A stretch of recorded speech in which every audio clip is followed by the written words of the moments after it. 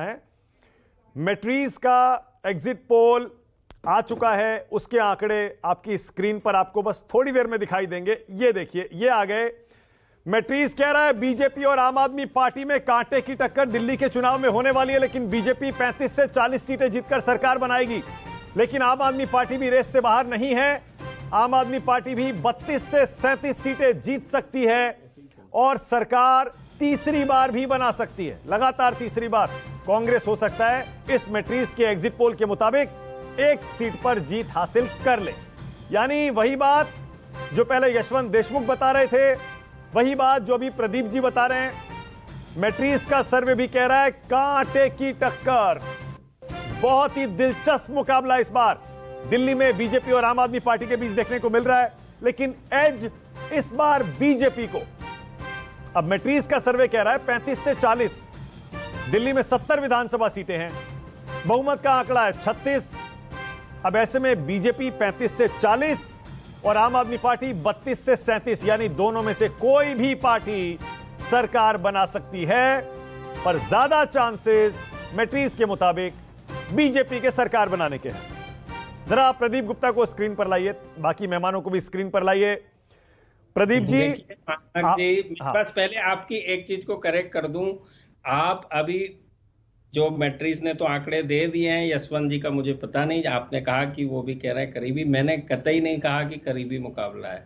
मैंने ये कहा कि बड़ा रोमांच है, किस जाति समुदाय का कितना प्रतिनिधित्व है इस 100 वोट में। इस नंबर क्रंचिंग के चलते जो हमारे एंड पे रोमांच आ रहा है, और उसके बाद जब हम किसी आंकड़े और नतीजे पे पहुंचेंगे, जब आप जरूर कहिएगा कि प्रदीप गुप्ता या एक्सिस माई इंडिया क्या कह रहा है। मैं ये अभी बिल्कुल नहीं कह रहा हूं, मैं आपके दर्शकों को ये क्लियर कर दूं। आप सिर्फ टीज कर रहे हैं प्रदीप जी, आप कह रहे हैं रोमांच बहुत है, लेकिन आप कुछ तो बताइए। अच्छा ठीक है, आप ये कह रहे हैं पिछली बार के मुकाबले हर वर्ग अलग वोट कर रहा है।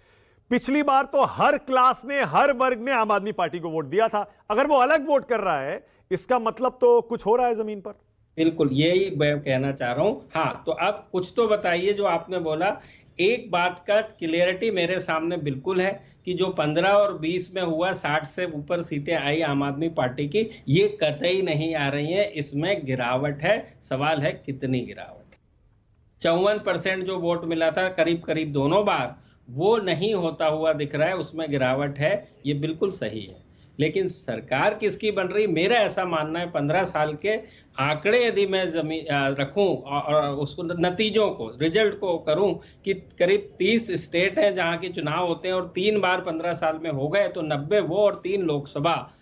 इस 93 में से केवल 5 वाकये आए, जबकि हंग असेंबली जैसी स्थिति आई है, जो कि अभी आपने एक सर्वे दिखाया, उसमें ऐसी स्थिति हंग की नहीं बात है, मतलब करीबी मुकाबला है, इतना करीबी है कि कुछ भी हो सकता है टाइप का। और हंग असेंबली केवल 93 में से 5 बार हुआ है अभी पिछले 15 सालों में। मुझे ऐसा लगता है कि दिल्ली में भी जो भी होगा निर्णायक होगा। मैंडेट जो देगी वो निर्णायक देगी मैंडेट, ये मेरी मानना है। पर प्रदीप जी, निर्णायक की परिभाषा देखिए बड़ी डिबेटेबल है। पहले हम मानते थे निर्णायक है, दिल्ली में 35-36 का आंकड़ा होता है, भाई 45 के करीब निर्णायक हो जाता है। फिर निर्णायक की परिभाषा अरविंद केजरीवाल 67 और 62 पर ले गए। इस बार निर्णायक की परिभाषा क्या है? इस बार और हमेशा परिभाषा एक ही है, कोई उसकी परिभाषा अपने हिसाब से बदल नहीं सकता है।